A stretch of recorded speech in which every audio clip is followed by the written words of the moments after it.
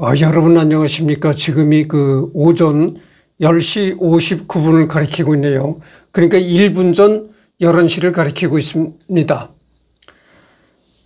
전번에 내가 했던 서태후는 끝났습니다. 서태후는 끝나고 이번에는 앤드류 카네기를 하도록 하겠습니다. 이 앤드류 카네기의 모습인데요. 눈이 아주 부리부리하네요. 그리고 턱수염이 이렇게 아주 그렇습니다. 그래서 여기 보면은 출생은 1835년 11월 25일에 영국 스코틀랜드 파이프 던펄림에서 출생했다 이러네요. 1835년생이라고 하네요. 사망은 언제 했느냐? 1919년 8월 11일 83세로 사망했다. 미국 매사추세츠주 레녹스에서 사망했다. 국적은 영국에서 미국, 50세에 미국으로 이제 귀화를 했다. 그러니까 50세에 이제 국적을 바꾼 것이 영국에서 미국으로 국적을 바꾼 것입니다. 이 또 스마트폰에서 삑삑 또 무슨 게 왔다가 또 삑 소리가 나네요. 직업은 기업인, 신장은 160cm, 정당은 공화당 이렇게 되어 있습니다. 신장이 160이니까 그렇게 아주 서양 사람들도 예전에 작은 사람들이 많았죠. 근데 내가 이렇게 보면은 한국 사람들이 많이 체격이 좋았어요. 이 키가 많이 신장이 좋아져가지고, TV에 여행 프로그램이 있습니다. 세계를 돌아다니는 여행 프로그램이 있는데, 그 프로그램 명칭이 이거에 신경 쓰다 보니까 딱 맥혔는데, 걸어서 세계 곳곳이라고 했나? 하여튼 어쨌든 그런 세계 여행을 하면서 하는 프로그램이 있어요. 그 프로그램을 보면 그 프로그램을 운영하는 여행자가 유럽을 여행하면서 이제 유럽 사람들과 이렇게 인터뷰도 하고 어울리는 게 나오거든요. 키가 오히려 서양에서도 큰 모델이나 유명 배우 이런 사람들은 크죠. 근데 그렇게 유명 배우나 모델이 아니고 그냥 일반 평범한 사람들은 오히려 한국인보다도 굉장히 작아요. 요즘 한국인들 키가 얼마나 많이 커졌다는 것을 증명할 수 있는 거죠. 요즘에 좀 키가 커 보인다면 180이 넘잖아요. 한국 사람도 그렇단 말이죠. 부모, 아버지 윌리엄 카네기, 어머니는 마거릿 모리슨 카네기입니다. 배우자는 루이스 히필드 카네기 1887년에 결혼했다 이렇게 나와 있습니다. 자녀는 마거릿 카네기 밀러, 현가치 기준 약 4,800억 달러, 하나로는 약 480조 원이라고 했네요. 그러니까 이 재산이, 이 카네기 재산이 엄청났던 겁니다. 국가의 재산도 아니고 일개 개인의 재산이 480조 원이었다고 하니까 어떻게 되겠어요? 대단한 재산이죠. 그리고 이 카네기가 언제 결혼했냐면 1887년에 결혼했다고 나오는데, 그러니까 우리나라로 말을 하면은 갑신정변이 일어나기 1년 전에 이 카네기가 결혼했다 이런 얘기가 되는 겁니다. 놀랍습니다.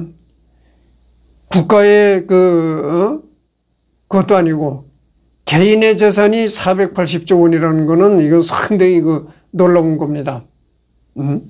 그렇잖아요. 그 서명은 이렇게 카네기라고 이렇게 앤드류 카네기라고 이렇게 서명을 했습니다. 앤드류 카네기, 이 카네기의 사인이죠. 미국의 기업인, 이른바 철강왕 또는 강철왕으로 알려져 있으며 19세기 미국에서 손꼽힌 기업인 중 한 명이다. 철강왕. 이 사람이 철강 산업에 손을 대가지고 굉장히 거부가 된 겁니다. 그러니까 우리나라로 말을 한다면 포항제철 같은 포항제철 같은 그런 제철소를 운영했던 사람이죠. 그래서 제철소를 운영해가지고 상당히 그 거부가 됐는데, 그래가지고 이 사람 별명이 이제 철강왕 또는 이제 강철왕으로 별명이 붙었다 이런 얘기입니다. 스코틀랜드의 미국인으로 존 데이비슨 록펠러 등과 함께 19세기 미국 산업계를 대표하던 기업가이자 기차역에서 심부름하던 이민자 소년이 근성으로 초대형 철강 회사의 CEO까지 올라간 아메리칸 드림의 대표적인 인물 중 하나이기도 하다. 여기 나오는 이 록펠러도 내가 언젠가는 하게 되리라고 생각합니다. 이 록펠러는 석유 재벌이죠. 언젠가 이 사람도 해야 될 텐데 그때가 언제가 될는지는 모르겠습니다. 전번에도 내가 얘기했지만 굉장히 해야 될 사람이 많은 겁니다.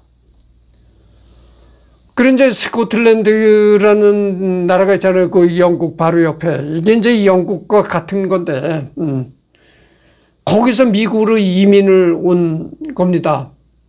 그래가지고 벌어먹고 살겠다고 미국으로 이민을 와가지고 기차역에서 이제 꾸준히 일하고 심부름 하던 나이 어린 소년이 굉장히 큰 초대형 철근 회사의 경영자까지 되었다 이런 얘기죠. 참 신화적인 인물이죠. 신화적인 인물. 생각해 보세요. 여러분들 그 기차역 같은 데서 허드렛일하고 심부름하던 신분이었으면은 대개 그런 일을 하다가 일생을 마치게 되는 겁니다. 그렇잖아요. 성공이라는 단어, 성공이라는 게 그렇게 뭐 쉽습니까? 근데 이 사람은 그렇게 그 꾸준히라고 심부름을 하던 그런 신분이었었는데 미국의 초대형 최고 큰 그런 그 어마어마한 철강회사의 경영자까지 올랐다 이런 얘기인 겁니다. 그러니까 정말 신화적인 인물이라고 할 수가 있는 겁니다. 포브스에 따르면 그의 전성기 때 재산을 현재 가치로 환산하면 3,720억 달러로 한화로 환산할 시 약 372조 원의 천문학적인 금액으로 당시 미국에서도 록펠러 다음가는 부자였다. 미국에서 이 석유재벌 록펠러 다음가는 부자였다는 겁니다. 그러니까 여러분들 한번 생각해 보세요. 이 이승열이 나갔던 개인이 1조 원만 가졌어도 어마어마한 부자라고 할 수 있는 거예요. 1조 원. 그런데 1조 원이 아니고 무려 372조 원을 가졌다 이런 얘기, 재산을 가졌다 이런 얘기입니다. 너무나 참 기가 막힌 거 아닙니까? 372조 원이라면 말이죠. 아마 매일 1억을 쓴다고 해도, 그러잖아요. 매일 1억을 쓴다고 해도 어떻게 되겠습니까, 이게? 372년간을 써야 될 그런 돈이라고 난 봅니다. 내 계산이 내가, 언뜻 계산을 해서 내가 틀릴 수도 있는데, 매월, 하여튼 그래요. 매일 1억 원씩 쓴다고 해도 372년간을 소비해야 될 그런 돈이다 이런 얘기입니다. 실제 카네기는 본인 이미지에도 나름 신경 썼던 사람이라 후설되어 있듯 사회운동에도 나름 관심이 있었고 부자로 죽는 건 불명예스러운 일이라며 살아생전 기부도 통 크게 했다. 부자로 죽는 것은 불명예스러운 일이다. 이것이 카네기의 철학이었던 겁니다. 인생 철학. 부자로 죽는 것은 불명예스러운 일이다. 그래가지고 사회의 많은 그 분야에다가 기부를 하고 통 큰 기부를 했다 이거죠. 그래서 이제 록펠러, 포드 등의 당대 다른 억만장자 사업가들에 비해서는 현재까지도 대중적 인식이 상대적으로 좋은 편에 속한다. 카네기는 스코틀랜드 출신이었기 때문에 본인은 자기 이름을 카네기라고 두 번째 음절에 강세를 넣어서 소개했지만 오늘날 영미권에서는 간호기에 가깝게 이름절에 강세를 넣어서 발음하는 경우가 많다. 생애, 히스토리 채널에서 방영된 그 일대기. 여러분들 그 TV에 히스토리 채널이라는 채널이 있습니다. 거기에서 이 앤드류 카네기에 대해서 방영을 했었다 그죠. 1835년 11월 25일 스코틀랜드 던펄림의 파이프 지방의 던펌린에서 출생했고 1919년 8월 11일 미국 매사추세츠주 리닉스 쉐드 브룩에서 폐렴으로 사망했다. 카네기 어린 시절 엄마를 따라 식료품 가게에 가게 되었다. 엄마가 물건을 사는 동안 그가 가만히 서서 체리 파는 할아버지 앞에 놓인 체리 상자를 바라보았다. 그러자 주인 할아버지가 먹고 싶으면 한 줌 집어먹으렴이라고 이야기했다. 하지만 그는 말없이 가만히 할아버지만 바라볼 뿐이었다. 카네기 어머니도 할아버지가 허락하셨으니 한 줌 집어도 되라고 말했지만 그는 움직일 생각을 안 했다. 그러자 할아버지가 체리를 한 움큼 집어 그에게 내밀었다. 그는 그제서야 고맙다고 말하며 두 손으로 체리를 받았다. 집으로 돌아가며 어머니는 카네기에게 왜 할아버지가 집어주기 전까지 가만히 있었는지 물어보았다. 그러자 카네기가 한 말이 뭐라고 말을 했냐면은 할아버지 손이 저보다 훨씬 크니까요. 이 일화의 주인공을 바꿔서 유머 소재로 쓰이기도 한다. 참 이게 웃기는 얘기입니다. 카네기가 어린 시절 엄마를 따라서 식료품에 가게 되었다는 겁니다. 식료품점에 가게 되는데 그 이제 귀퉁에서 이 체리를 파는 할아버지가 있었다는 겁니다. 여러분들 체리 마트나 이런 데 편의점 가도 체리가 나옵니다만은 미국산 체리가 많이 팔리잖아요. 그 체리가 참 맛 좋아요.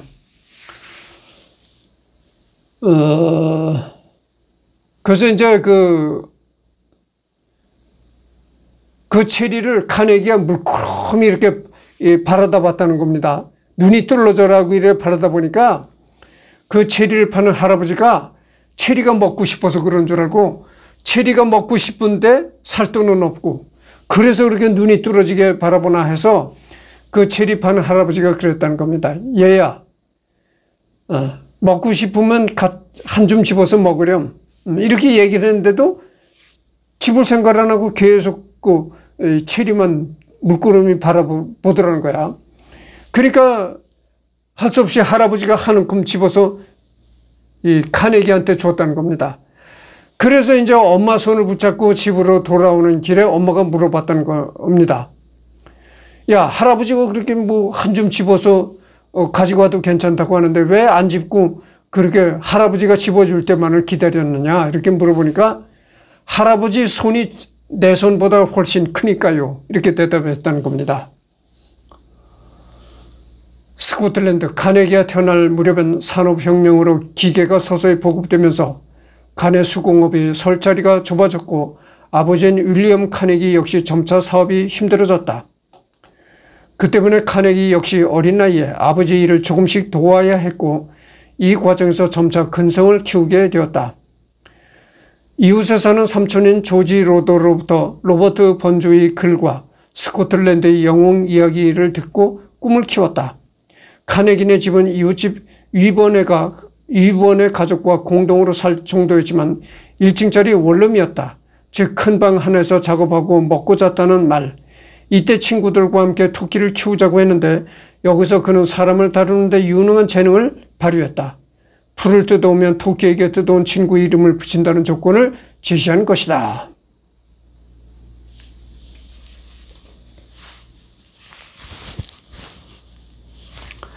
그러니까 이걸 뭘 알 수 있냐면은 사람을 이렇게 관리하는 법을 알게 되었다 이겁니다.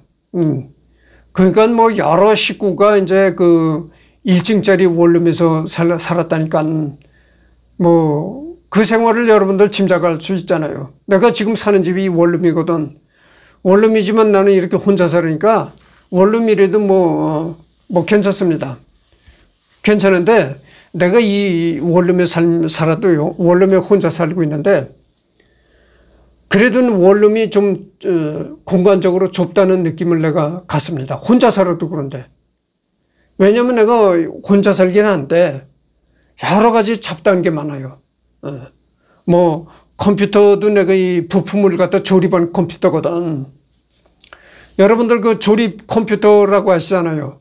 그래서 내가 예전에는 내가 용산을 자주 갔었는데 요즘에는 그 온라인 대부분 그 온라인으로 물건을 많이 구입하잖아요. 그러니까 요즘에는 뭐 컴퓨터 부품 이런 것도 온라인으로 구입을 하기 때문에 용산 전자상가를 내가 거의 가질 않습니다. 그래서 뭐 이렇게 얘기를 들어보니까 용산 전자상가도 내가 간 지가 굉장히 오래됐습니다. 근데 어쨌든 간에 뭐 뉴스나 언론의 얘기를 들어보니까 용산 전자상가도 이제 전성기가 지나가가지고 상당히 문 닫은 곳이 많고 그렇다. 지금은 거의 다 온라인으로 물건을 구입하잖아요. 그러니까 그렇게 되는데 그래서 내가 이 조립 컴퓨터를 하다 보니까 컴퓨터 부품도 보관해야 되고 뭐 또 거기다가 또 유튜브도 하네. 그래서 뭐 유튜브에 관한 거 뭐 이렇게 자질구레한 게 많아요. 그러다 보니까 내가 수납할 수 있는 그런 가구들 그런 게 많습니다. 그래서 그런 걸 또 다 이렇게 수납해 놓고 이렇게 살다 보니까요. 혼자서라도 이 비주본감이 느낀다니까. 어디다 혼자서라도 어디 들여놓을 공간이 없는 거야. 그렇게 내가 이 잡동사니들이 많아요. 챙겨야 할 잡동사니들이 많다고 하죠. 그런데 이 카네기 집이 여러 식구인 그런 가족이 원룸 방 하나에서 살았다니까 그 가난을 짐작할 수 있잖아요. 그냥 방 하나에 여러 식구가 오글오글 그렇게 살았다는 얘기입니다. 이때 이런저런 이야기를 듣다가 로도 삼촌이 나중에 돈을 많이 번다고 그럼 창밖에 보이는 고성을 사서 시에 기증하면 어떨까라고 지나가는 투로 얘기했는데 말년에 카네기는 정말로 그 고성을 사서 던퍼 무릴린 시에 기증했다. 뭐 헛소리처럼 내뱉은 말이 진짜 현실로 이렇게 실현이 된 거죠. 대단한 겁니다. 아메리칸 드림. 이후 가족의 생계가 힘들어지자 아버지 윌리엄은 친척의 편지를 받고 미국으로 갈 생각을 품게 되었고 결국 일가족 전체가 펜실베니아주 피츠버그로 이주하게 되었다. 그리고 이때에도 카네기는 동생 톰과 함께 아버지를 도왔다. 이후 용광로에 석탄을 넣는 화부 역할을 하다가 성실성을 인정받아서 전보 배달부가 되었다. 펜실베니아의 피츠버그라는 곳이 예전에 이 지역이 굉장히 미국에서 번성한 공업도시였다는 겁니다. 펜실베니아. 근데 요즘에는 미국도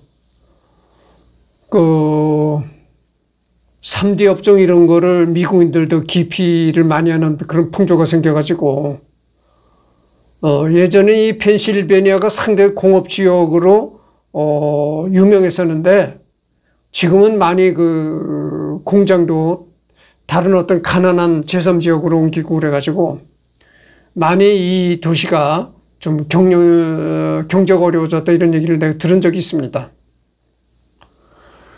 또한 그 제주도 있었는지 동네의 한 유지가 개인 도서관을 열자 편지를 보내서 자신들도 출입 가능하게 해달라고 했고 결국 승낙을 받았다.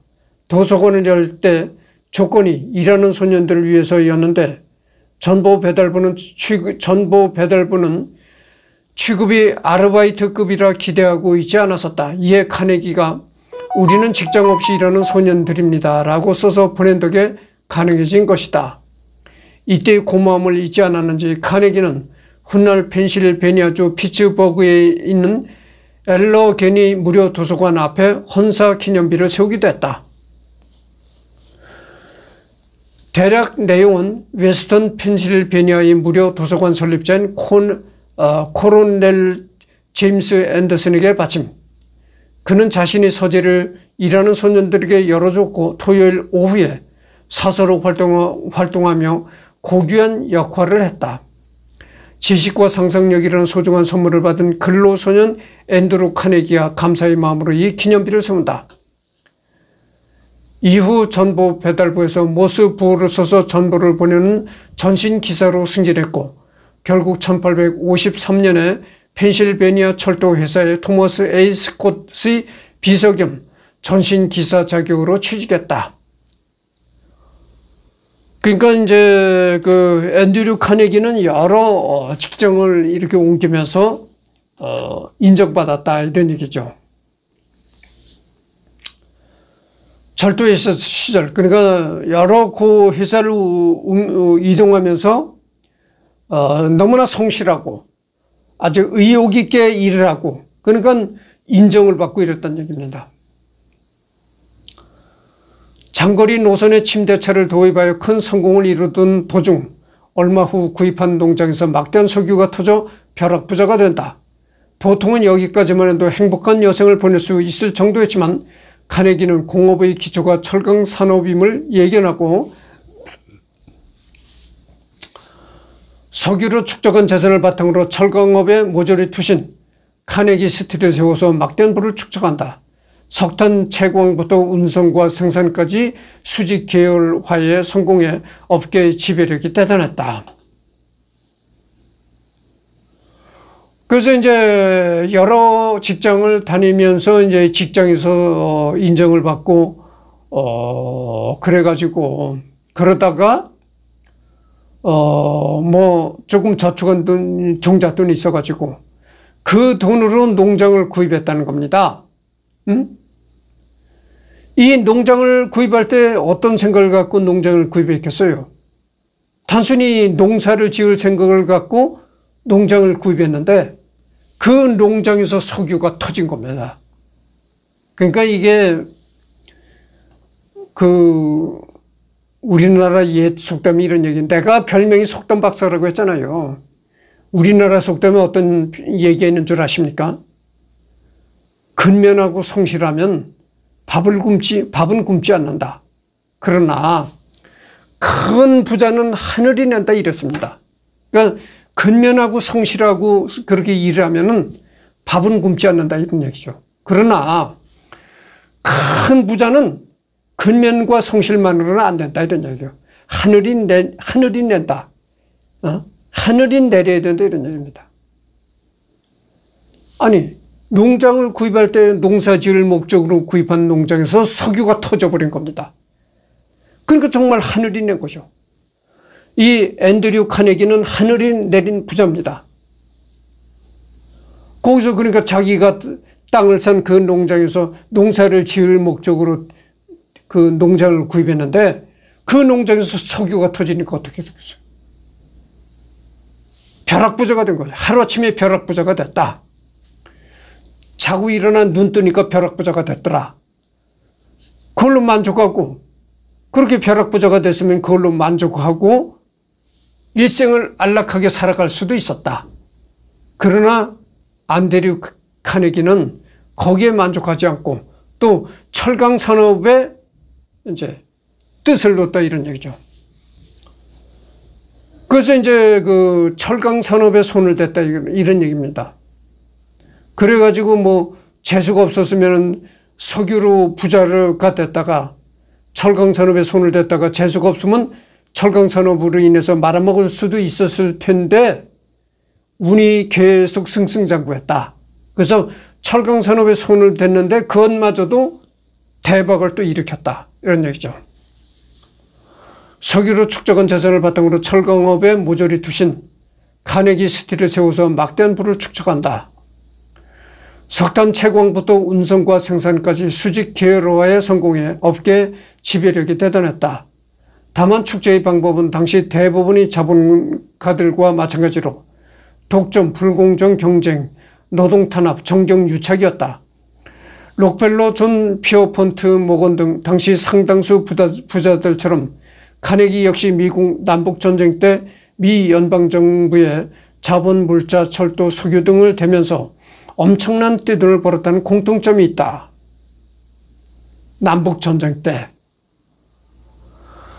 남북전쟁 때 미 정부에다가 자본, 물자, 철도, 석유 등을 헌납했다는 겁니다. 헌납한 것이 아니라 헌납이라는 건 그냥 주는 거고 공급했다는 거죠. 전방에 이 정부에다가 철도, 석유, 자본 이런 거를 공급했다 이런 얘기입니다. 그러면서 그때 엄청난 떼돈을 벌었다 이런 얘기죠. 여러분 이 전쟁이 나면 그 전쟁으로 인해서 많은 사람들이 목숨을 잃잖아요. 목숨을 잃는 반면에 이 전쟁을 만나서 또 특수를 누려서 재벌이 되는 사람들도 있어요. 그렇잖아요.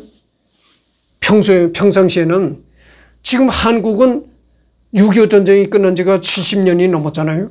그러니까 한국은 이 질서가 꽉 잡혀 있습니다.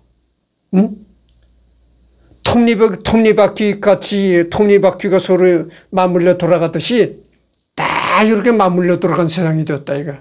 질서가 다 유지가 되는 세상에서는 어디서 하루아침에 부자 되기가 그게 어려운 겁니다. 정말 하루아침에 내가 가진 땅에서 석유라든가 이렇게 치솟기 전에는 하루아침에 벼락부자가 된다는 게 어렵죠. 이렇게 질서가 꽉 잡힌 그런 세상에서는 벼락부자가 된다는 것이 상당히 어렵습니다. 그러나 이 전쟁이 벌어진 그런 상황에서는 벼락부자가 생기는 거예요. 한순간에 벼락부자가 생기는 겁니다. 전쟁이라는 건 말이죠. 한마디로 지금 이렇게 질서가 잡힌 세상에서는 똑같은 선상에서 출발이 하게 상황이 안 되는 겁니다. 그러나 일단 전쟁이 터져서 사회가 혼란이 되면 말이죠.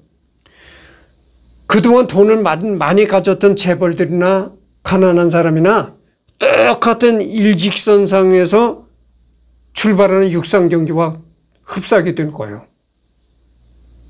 그래서 이 전쟁이라는 건 그런 겁니다. 전쟁이 터졌다가 전쟁이 한번 터지잖아요. 그러면 해처 모여가 다시 되는 거예요. 그러니까 이렇게 모여있는 세상에서는 재벌과 가진 자와 못 가진 자가 뚜렷이 구분이 되고 가진 자는 영원히 가진 자가 되고 못 가진 자는 영원히 못 가진 자로 살게 되는 겁니다. 그럴 수밖에 없는 거예요. 근데 이 전쟁이 터지면요. 해처 모여가 다시 시작이 되기 때문에 다시 해처 모여. 그래서 해쳤다가 다시 모여보니까 예전에 재벌이었던 사람은 다시 재벌이 아니고 예전에 가난했던 사람이 다시 재벌이 될 수도 있는 그런 겁니다. 다시 제로에서 다시 해처 모여가 되니까 그런 거예요. 우리나라에 그 대한항공 있잖아요. 항공재벌 대한항공. 대한항공의 그 창시자 조중훈 회장이 그 월남전 때 그렇게 떼돈을 벌었다는 거예요.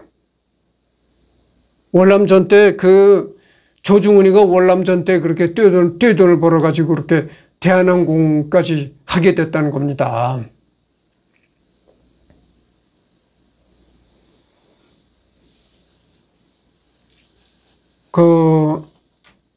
그래가지고, 그리고, 현대그룹 창시자 정주영 회장은 6.25 때, 6.25 때도 여러 가지 해가지고, 그때서부터, 아마 재벌의 반열에 오르지 않았는가 이렇게 생각합니다.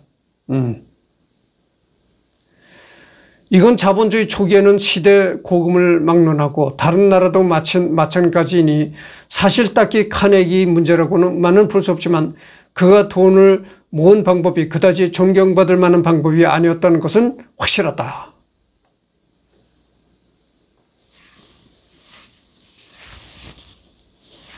그러니까 사회의 전쟁이 나서 사회에 혼란한 틈을 타서 축제를 하니까 뭐 남한테 그 축제한 과정을 이렇게 본다면은 남한테 존경을 받을 만한 그런 축제는 아니었다, 그런 얘기죠. 1881년 카네기는 헨리 클레이 프릭을 카네기 스틸리 회장으로 임명한다. 프릭은 석탄 왕이라고 불리며 경영 능력이 높다고 평가받던 인물이었지만 돈을 위해서라면 불법도 서슴없이 저지르는 사람이었다. 핸드 클레이 프릭. 이 사람이 이제 핸드 클레이 프릭이라는 사람인데,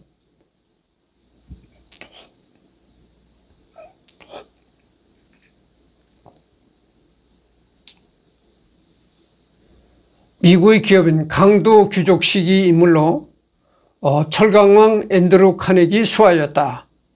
앤드류 카네기의 아주 가장 앤드류 카네기가 아주 신뢰하는 그런 부하였다, 이런 얘기죠. 프릭은 회사의 임금을 삭감했다. 1892년 6월에 카네기 소유인 펜실베니아 피츠버그 홈스테드 제강소에서 임금 협상 중 프릭은 공장 폐쇄를 강행했다. 이에 반발한 노동자들이 공장을 점거하자 프릭은 공장을 탈원하기 위해서 용역 깡패 핑커튼 전미 탐정 사무소의 용병 300명을 고용했다.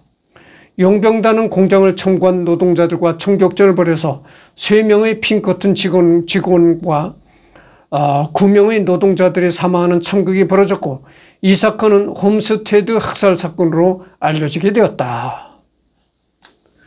용병단으로는 부족하다고 생각한 프릭은 펜실베니아의 군대를 요청했고 8,000명의 주 방위군이 공장을 보호하는 가운데 노동자들은 일을 해야 했다. 노동자 측의 패배로 인해 미국 철강 노조의 결성에 차질이 빚어졌으나 이 소식이 대중 사이에 확산되면서 노동인권에 대한 새로운 불꽃을 일으켰고, 스코틀랜드에 머물던 카네기는 장기 체류를 하며 언론의 불꽃이 사그러들기를 기다렸다. 이래서 이제 노동자들이 노동투쟁을 일으키니까 프릭이 용역 깡패를 동원해서 파업 활동을 벌이는 노동자들과 대결을 시켰다는 거죠. 그래서 이 노동자들과 이 노조와 용병 깡패들을 하고 이 총격전까지 벌어졌었다는 거예요. 그래가지고 이제 용역 깡패들이 3명이 죽고, 이 노조 노동자가 9명이 죽었다는 겁니다. 이런 사태가 벌어져가지고 이것이 큰 사회적인 사건이잖아요. 그래가지고 미국에서 이게 뭐 언론에 오르내리고 떠들썩해지니까 카네기가 잠시 스코틀랜드로 몸을 피신한 겁니다. 피신해가지고 스코틀랜드에서 이제 잠잠히 있으면서 사태만을 주시하는 거예요. 미국의 정세가, 미국의 이런 일이 벌어졌었던 게 좀 잠잠할 때까지 기다렸다는 거예요. 세상이 잠잠할 때까지 기다렸다, 이런 얘기죠. 설상가상으로 7월 23일 홈스테드 학살 사건에 분개한 무정부주의자 청년 알렉산더 버크먼이 프릭을 암살하려다 미수에 그치는 사건이 터지면서 카네기는 회사를 지키기 위해 미국으로 돌아와야 했다. 프릭은 버크만이 쏜 2발의 권총탄이 귀와 목을 스치는 부상을 입으면서도 맨손으로 버크만을 제압하고 두들겨 패 거의 죽일 뻔했다. 이 프릭이라는 사람이 참 용감해. 내가 아까 얘기를 했잖아요. 이 사람이 참 용감한 사람이네요. 권총을 들고 총을 들고 이 설치는 사람을 몸을 날려서 제압하려고 몸싸움을 벌였다는 거예요, 프릭이. 그래가지고 이 프릭이 귀하고 뭐 어디에 잠깐 총알이 스치는 부상을 입었는데도 그 총을 가진 사람을 제압을 해가지고 구속시켰다 이런 얘기죠. 그러니까 이 용기가 대단한 사람이었죠.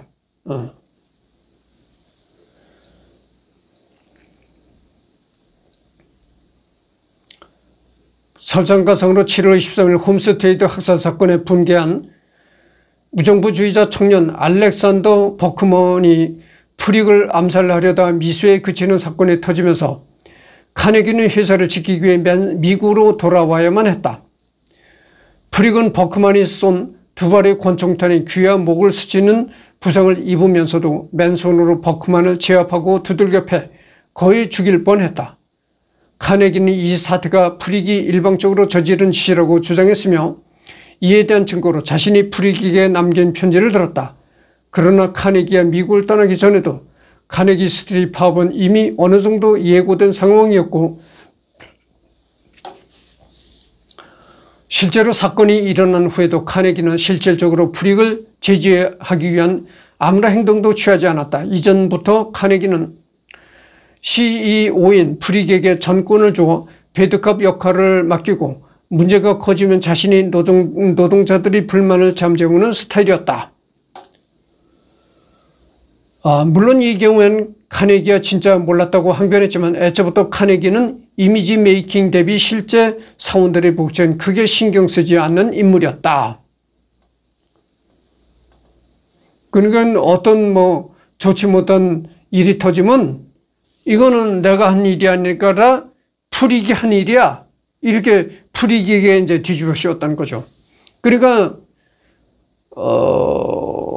곤란한 일, 악역 이런 건 다 프릭이 한 일이야. 이렇게 프릭한테 넘겨버리고 자기는 빠지는 그런 카네기가 그런 비겁한 경영자를 지냈다 이런 얘기입니다.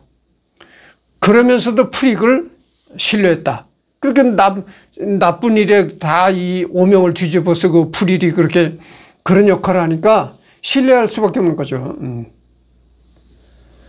물론 카네기가 이미지 메이킹을 잘한 건 있었기에 홈스테드 노동자 총격전이 벌어지기 전까지만 해도 카네기는 당대 경제계에선 정직한 기업가이며 노동자의 벗이라는 평가도 일견 받고 있었다. 하지만 이 사건을 겪으며 스코틀랜드에서 수수방관했다는 평이 많아지자 이미지가 악화됐다. 실제로 이 사태를 기점으로 카네기를 부정적으로 표현하는 대중매체가 생겨났다. 한편 웃기게도 프릭은 버크먼의 암살 미수 때문에 동정적인 여론을 받게 되었다. 여담으로 이게 미국의 노동운동 역사에도 영향을 끼치는데 프릭 암살 미수 사건을 벌인 버크먼이 노동운동과는 상관없음에도 불구하고 여론은 그들의 상관관계를 찾았고 노동운동에 대한 여론이 악화되어 1910년대 미국의 노동운동은 그야말로 몰락하게 된다. 게다가 자신이 동의 없이 욕바지 역할을 떠맡은 프릭은 카네기와 갈등을 빚었으며 존 피어펀드 모건에게 카네기 스트리트를 매각한 이후로는 단 한마디도 하지 않을 정도로 사이가 나빠졌다. 당연하죠. 무슨 나쁜 일만 터지면 그 프릭한테도 덮으시거든. 자기는 빠지고. 이러니까 프릭이 어떻게 써요? 아니 내가 노동자들의 폭동이 일어났을 때 내가 권총을 든 놈을 내가 몸으로 덮쳐서 싸움까지 하면서 이 귀에 총알이 스치고 목에 총알이 스쳐가는 그런 아슬아슬한 일까지 당하면서도 내가 온몸을 바쳐 회사를 위해서 내가 했는데 당신은 뭐야? 당신은 훅다가면 나한테만 악역을 뒤집어 씌우고 그건 프릭 탓이야. 자기는 뒤로 빠지고 당신 뭐야? 이러면서 이제 둘이 갈등이 벌어졌다는 거죠. 그래가지고 이 카네기하고 프릭이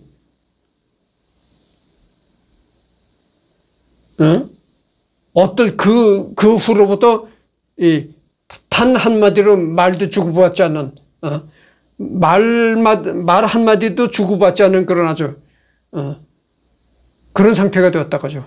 그렇게 사이가 틀어졌다 이런 얘기입니다. 그러니까 이 풀익은 회사 경영자라고는 하지만 이 욕받이 노릇만 하는 거야. 옳지 않은 일은 다 자기의 욕으로 얻어먹고. 그리고 카네기는 싹 뒤로 빠지고. 그러니까 이게 도저히 내가 이 회사에서 이 욕받이 노릇이나 하나, 이렇게 생각이 들어가지고 이 카네기와 갈등을 벌였다는 거죠. 그래가지고 카네기와 말 한마디 주고받지 않는 그런 사이가 됐다. 말년에는 그 후설되어 있던 교육과 자선 사업을 미친 듯이 많이 했지만 록펠러처럼 더럽게 번 돈으로 생색낸다며 욕도 많이 먹었다.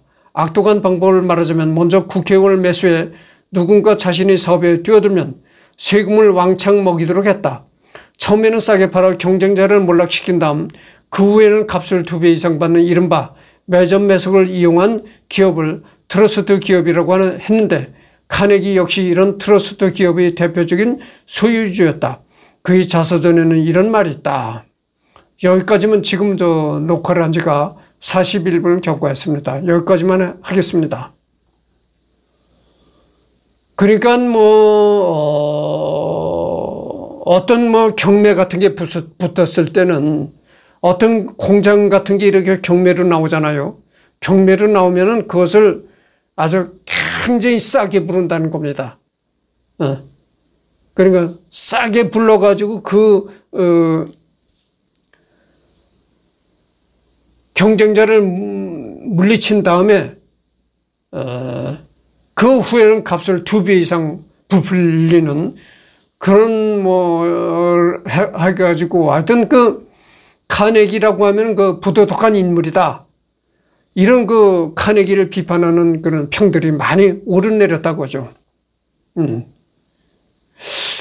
아마 이런 점 때문에 카네기가 기부왕이 되지 않았겠는가. 그동안 자기가 기업을 운영하면서 많은 좋지 않은 일로 자꾸 구설수에 오르고 사회적인 평판이 안 좋아지니까 그런 구설수에 오르고 사회적인 그 평판이 안 좋아졌는 것을 만회하기 위해서 그렇게 나중에는 기부왕이 되지 않았을까 이렇게 생각을 합니다.